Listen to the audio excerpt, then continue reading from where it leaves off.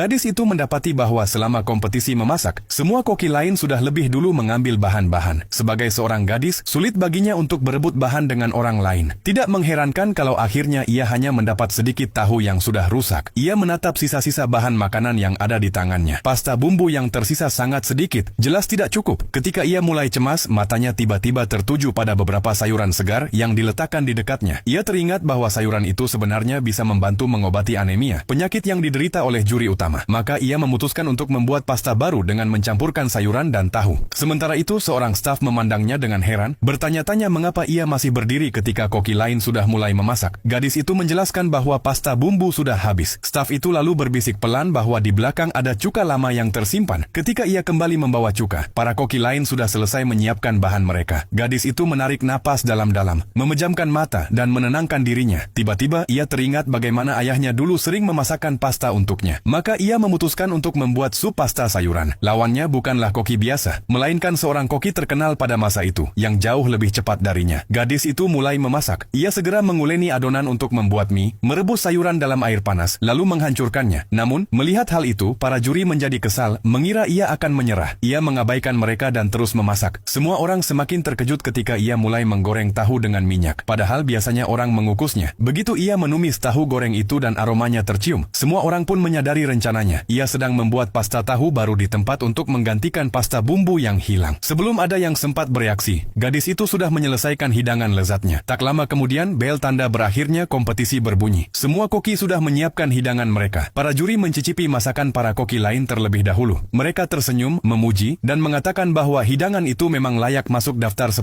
masakan terbaik dunia. Lalu tibalah giliran mereka mencicipi sup gadis itu. Saat juri utama melihat sup tersebut, ia tiba-tiba teringat mendiang ibunya, karena ibunya sering memasakkan sup yang sama untuknya. Dan dengan begitu, gadis itu pun secara alami menjadi juara kompetisi.